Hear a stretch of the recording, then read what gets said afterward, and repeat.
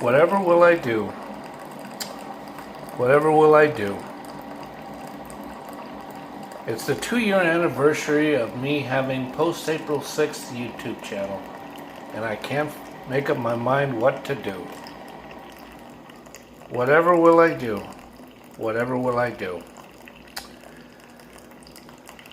Well, I guess I'm just going to have to make a cup of coffee and just think about it for a few minutes. What do you think? I think that's fair.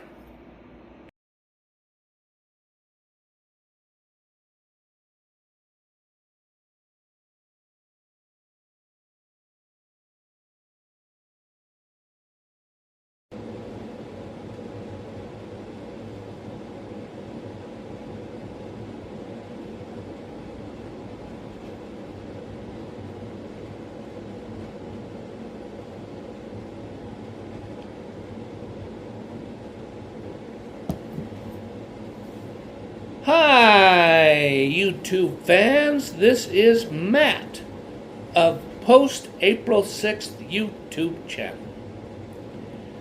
As I've already discussed earlier, today is very, very significant. It's a significant piece of history. At least for me anyway. At least for the YouTube channel, that is. It is my 2-year anniversary meaning 2 years today, or excuse me, 2 years ago today, 48 months ago, I founded Post-April 6th YouTube channel. And as I've already stated in probably at least 5 different vlogs, or at least 2 anyway, the first thing I did before I actually formed and activated the channel itself on YouTube.com was I went to Gmail.com and I established a Gmail address, Gmail account. You know what I mean. And I had lots and lots and lots and lots of ideas of what to put up there. Yes. Well, what I did before I actually started to film this part of the YouTube vlog itself, celebrating the 2-year anniversary, was first I made the first cup of coffee, because what I'm actually drinking right at this moment is the second cup in this coffee mug. Because see, this isn't a prop. This coffee mug that shows Alcatraz, it's the Alcatraz tin cup, was something I purchased on eBay. Yes. And I received it today in the mail. And it was well packed, and I will make sure to do a good review or feedback for the seller. Here's another item that I received in the mail. It's one of these. Yep. Here's just a little bit of cash, and here's the opposite side of it. And here is, gosh, here's this side of it, and here is the other side of it. It's where this is the ending of the money clip, and this is the other side that keeps everything perfectly square and intact and well stored. And here's the other side of it, where it's the opposite end, where the money clip doesn't start until right here. Instead, unlike the other side where it ends over here. I'm not going to display it because I took it to the dry cleaner and alterations retail store called In and Out, or Super In and Out. And what it is it's a very nice blue colored dress shirt with pinstripes, and it's got white cufflinks right here. You know, French cuff. And it's got some nice cufflinks. In fact, I'm going to get those cufflinks out now so you can see them. So demonstrating them is going to be quite interesting. I will be right back.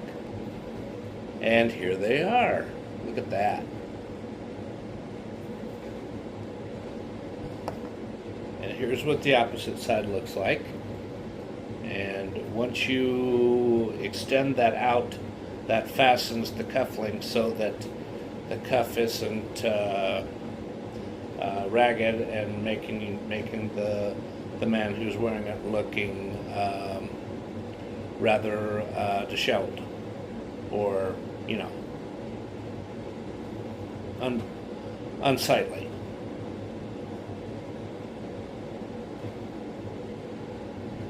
And I also got this in the mail. This isn't just some no-name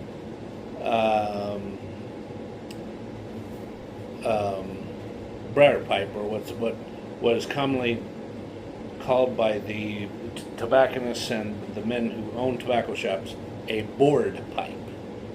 Board meaning that it's just up on the display board and it has no name. This is, and I'm not joking, I'm looking for the nomenclature. This is a tinderbox. I think you can see it. In fact, let me get a flashlight and see if we can get it to show up. And there it is. It shows up quite clearly when I do it that way. I switched lenses to a adjustable telephoto zoom lens.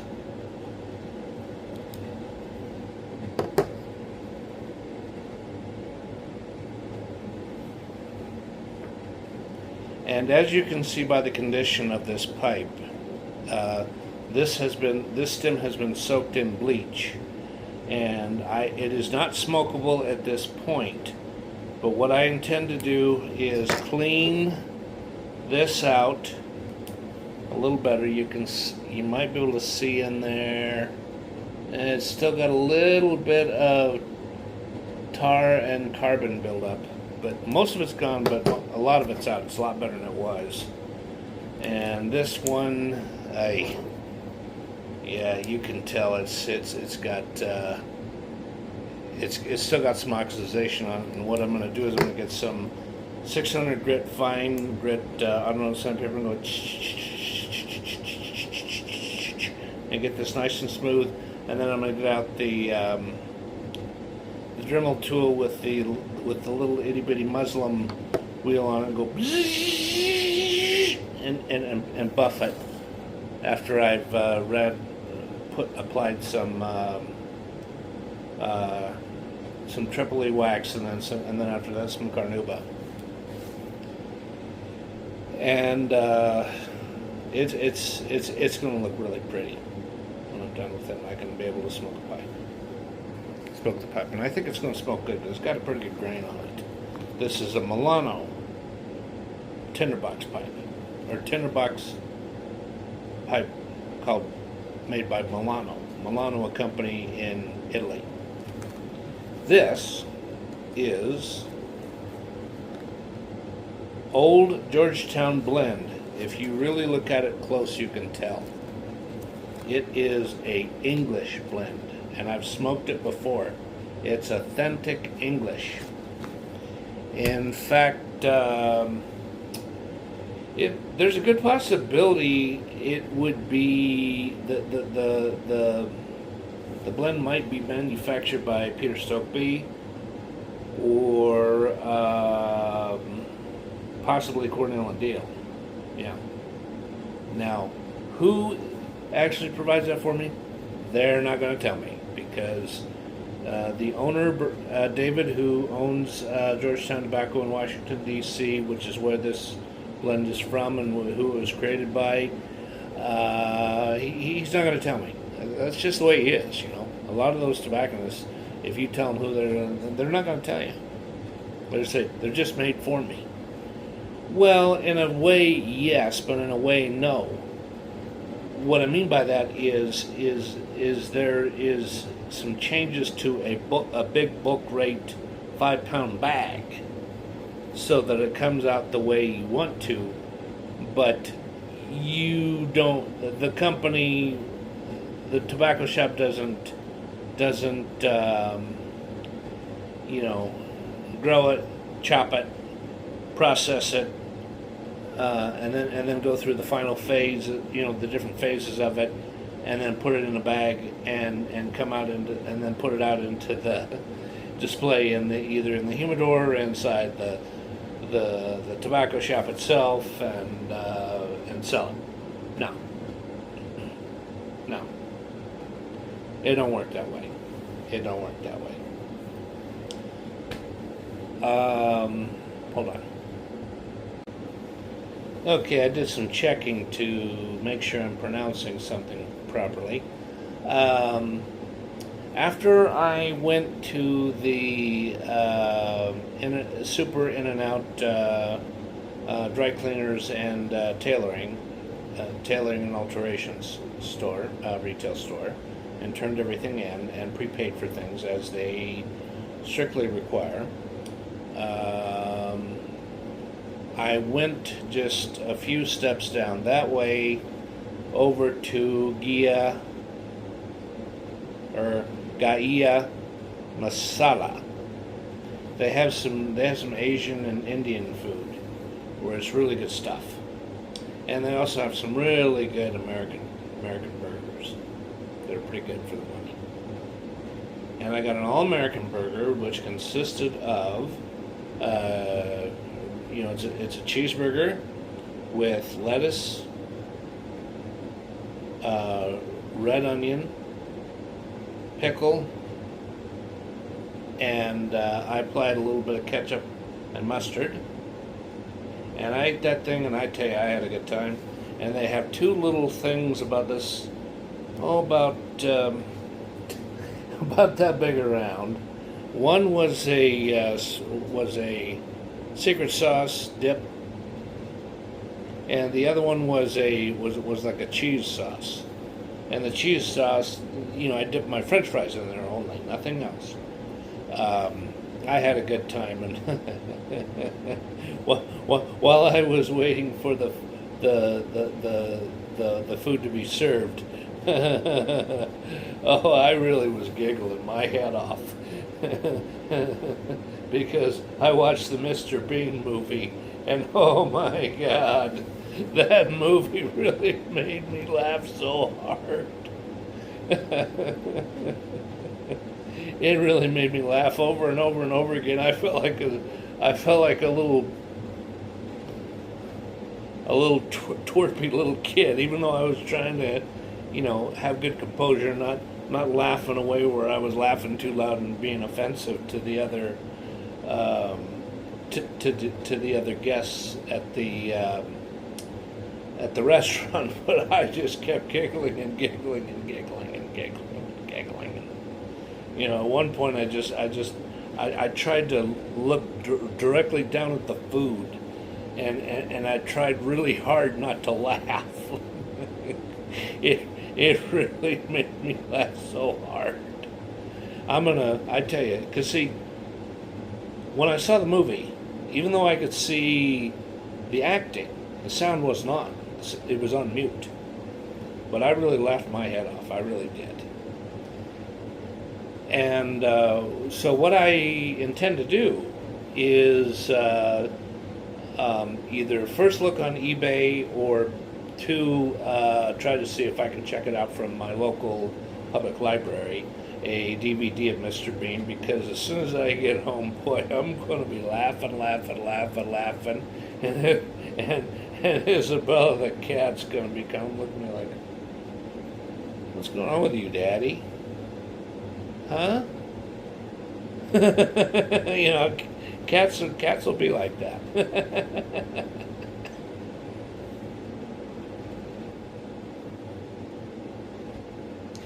Okay, so after I finished eating, I walked about 3 blocks up to Cigars on 6th.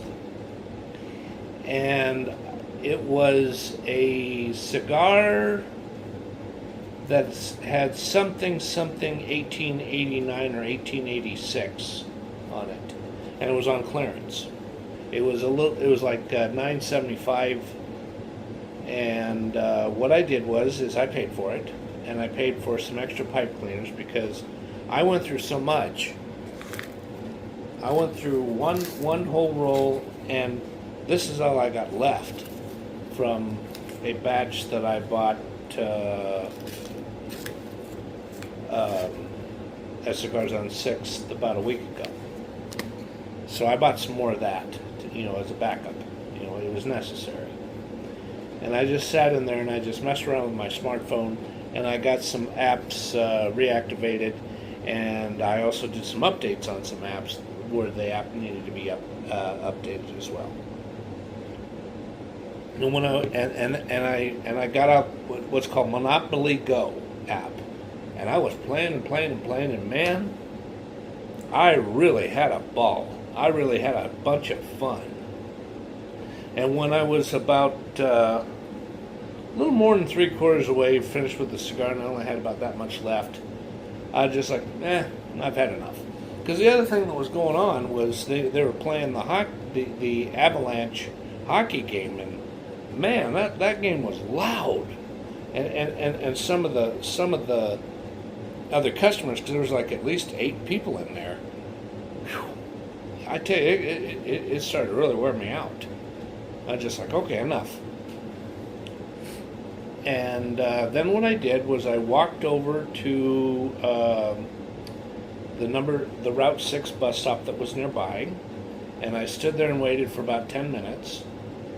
And I took the 6 from Pearl and East 6th Avenue all the way to a part of the Denver area that is near the southeast. The actual southeast, not just the lower southeast. It's Quebec, and I waited, but man, I was shivering because it was warm. It was cold, and the wind was fairly heavy. And in fact, I just got so sick of waiting, I pulled up my transit app, and there was not going to be another. There was not going to be another Route 73 for another 27 minutes, and I thought to myself, okay, forget it. I'm going to get it. I'm going to get an Uber ride. If I have to pay more money, I have to pay more money. I'm not going to stand out here for another 24 minutes in this effing cold weather. So I pulled. I got a ride established with Uber, and then I'm just waiting, and I look over that way, like this, and I see the 73 coming. So I cancel the ride. And then I walk a little bit over this way, right by the RTD stop sign, identification sign, and I got right, and the driver stopped. I got on. I showed him my 3-hour pass, and I took that to a certain street that is it's Jefferson, and I went into I went into Circle K, and I got a really nice Haagen-Dazs chocolate almond ice cream bar, and I started eating away at that. But one thing that happened when I passed this It's not a real bad place, but it can get kind of wild because a lot of more people do drinking than eating. Um, it's a place that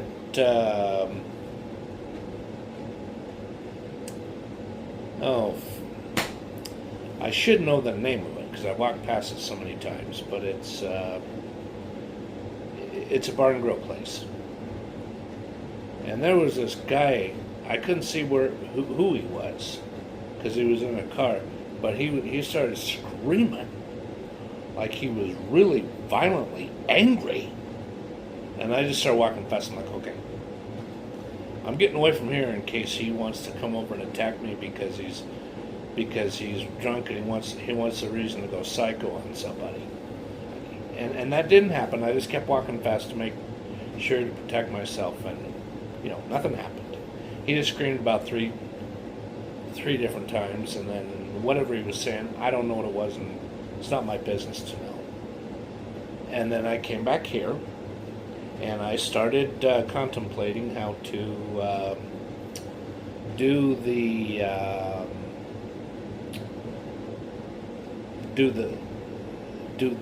anniversary vlog. And I did really want to play Happy Anniversary Baby, or Happy Anniversary by Little River Band, like I played before, but I thought, no. Because, there's a good possibility that eBay will not object to that being in here, but with the way they've been acting lately, they might have changed the rules in the last few months, and I don't want to take a chance. Because if they block that out, then what I have to do is I have to do the whole thing over again, and I don't want to do the whole thing over again. I really don't. So, after thinking about this for a few minutes, here's what I will do.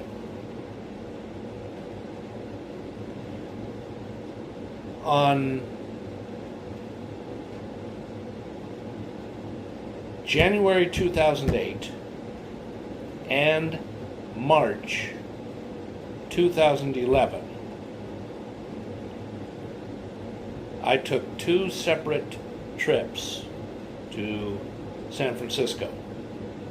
Now, what I did the first time and what I did the second time, I had 2 different places I went to, and I had a different. I went to see some different things. I went to do some different things. But each time, again in January 2008 and the second time in March 2011, each time I stayed at the exact same hotel at the exact same address. I'm not going to say the street number because I could get cited for that. But it's Airport Boulevard in South San Francisco, San Mateo County, San Francisco. I believe that area is more of what you would call the East Bay area, because it's further east of San Francisco.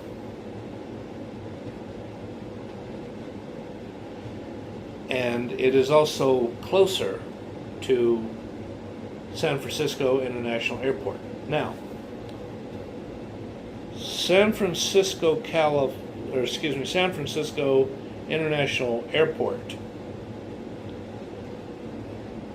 what I think is really going on is it's on a rural part of the San Francisco immediate metro area, and it's not on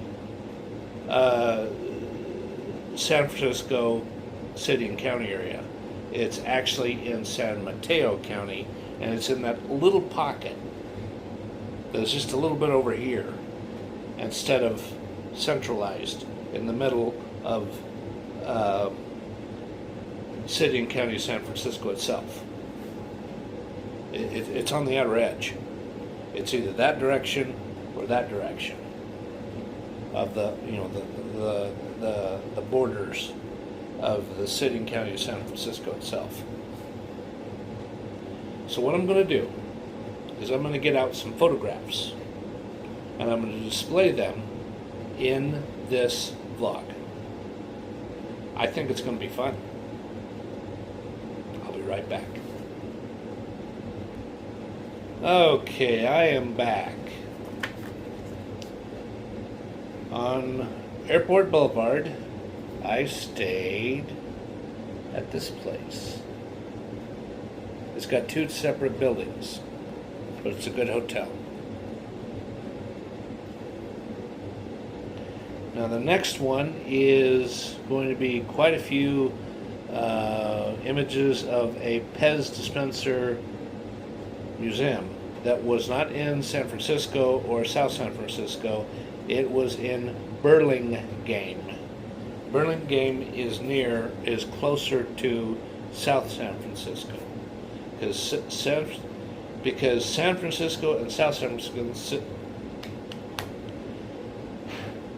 Good Lord, what's wrong with me? San Francisco and the city South San Francisco are two completely different cities, because there's a noticeable culture difference between the two.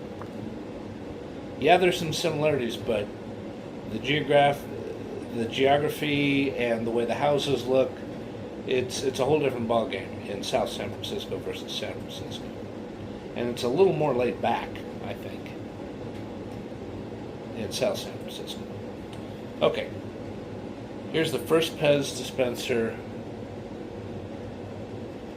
of the things that you used to be able to see. And this one, she's not the Rosie the Riveter, but she was I guess she'd be called something like a Kelly girl, an usher, an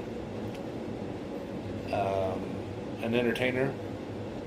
She's displaying a Pez museum, or Pez museum, a Pez. You know what I'm talking. You'll know what I'm talking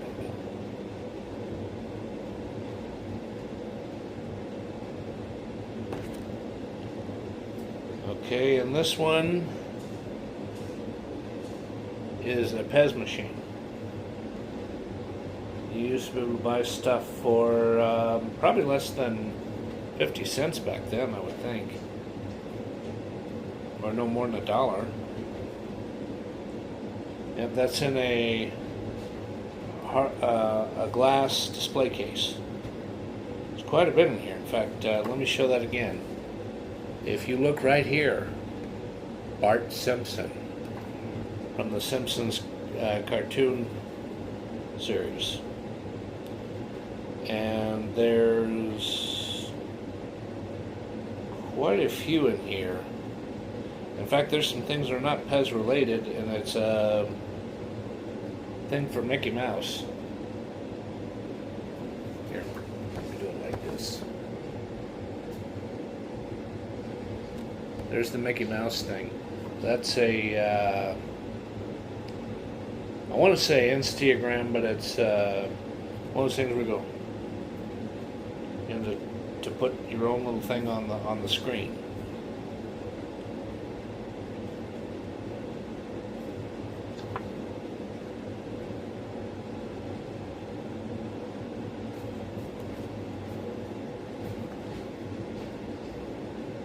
And the next one, there is I think it would be more like a windbreaker that has the Pez logo on it, and there's also a wall clock that has the Pez.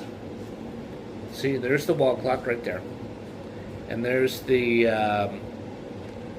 kind of like a coat, windbreaker, or light duty coat.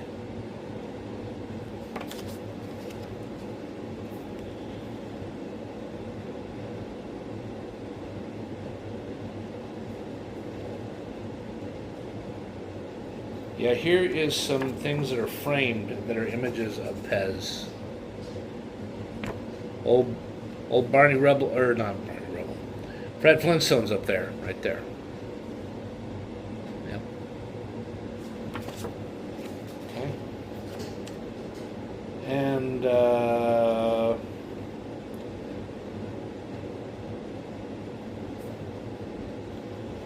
okay, now what I'll move on to is the inside of a tobacco shop. I forget the exact name for it, but I think it might have been Grant's Tobacconist. Pretty sure it was, actually. But see, the photographs I'm about to show you of the inside of this tobacco shop, the tobacco shop has gone out of business and it's gone. And where it was located was in the heart of San Francisco, near the heart of downtown. It would be on Market Street.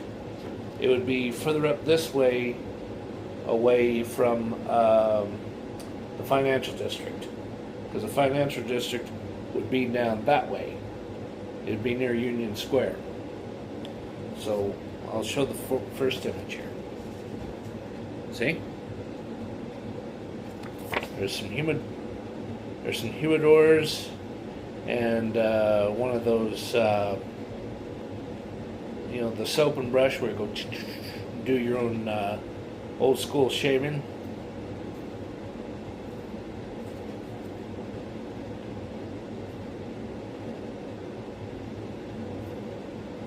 And you can't see him very well, but right there, that kind of that the man with the lighter colored shirt, and if you look really closely, he looks like he's got a little bit of gray hair. Yeah, I bought some pipe tobacco from them, but for the life of me, I just can't remember what the title of it was. But it was an English blend. I do remember that. And this is something near Hyde Pier. Look at that.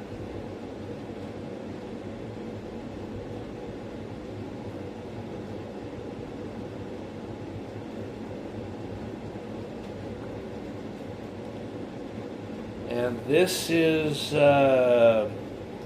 this one is near the Oakland Bridge, not the Golden Gate Bridge, the Oakland Bridge. It's on the opposite side of the town, because Golden Gate would be over here and Oakland would be roughly about here. They'd probably be over 6 to 8 miles apart from each other. Okay, why don't I take a little bit of a break and I will show the 2011 photographs. Okay, break's over, and I also took the time to sort through these carefully. So what I will do is I'm going to not only show some photographs of San Francisco itself, but I went on the scenic bus tour where it shows different parts of areas within 80 to 100 miles away from San Francisco. This one is near Haight-Ashbury. It's a Ben & Jerry's store. Yep. Now, this is the way it looked in 2011. I looked through Google Maps Street View of this particular location, and it has changed as of recently. It doesn't look quite like that anymore. It's been remodeled on the outside. This, oh geez.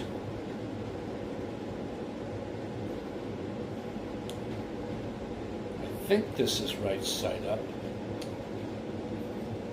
I believe this is near Cannery Row.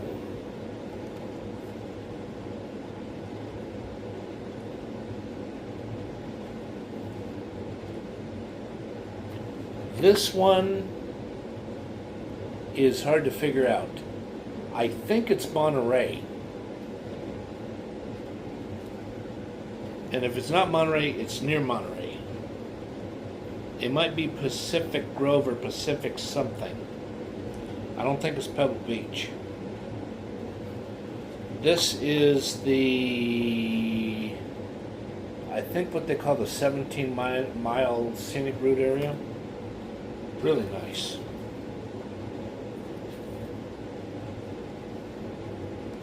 I think this might be Carmel by the sea. This, what I'm about to show you, I know for absolute certain it is near the Golden Gate Bridge, but you can't see the Golden Gate Bridge. It's on the, it's a little bit to the left of Hyde Pier.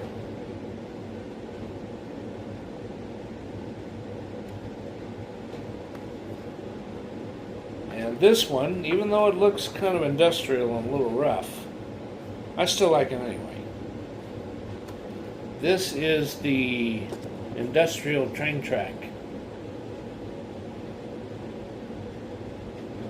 near the hotel that I stayed at in South San Francisco. So, why don't I show one more photograph, and this one has absolutely nothing to do with San Francisco. It was me in December of 1982. The 1982 blizzard that was really quite a bad one if you lived in the deep south part of the southern metro, the far south part of the Denver metro area in Castle Rock. That was me when I was 9 years old. That was the huge pile of snow that my father shoveled up mostly himself because there was so much of it. That was a high pile. That pile of snow is taller than me because there's so much. And you know what else? I think somebody came in with a snowblower and got it, and then he shoveled the rest. It was one of the two. Yeah, that was a long time ago. That was when my dad was in his late 30s, and he's not in his early 80s now. And back then I was only 9, and now I'm 51 years old. Yeah.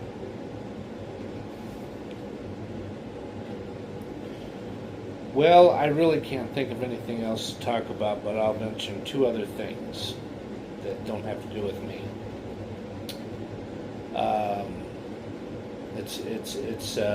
It's joy. It's the celebration of two actresses' birthdays. Shirley MacLaine turned 91, and Carol Brunette turned 92. They're still alive. They're still with us. God bless. Well, thank you, everyone. I hope all of you enjoyed the vlog. I did the best I could holding these up, the pictures up and talking. And I hope you liked the new intro jingle. Thank you, everyone. And I hope you have a good night. And I hope you have a good day tomorrow and a good week. And goodbye.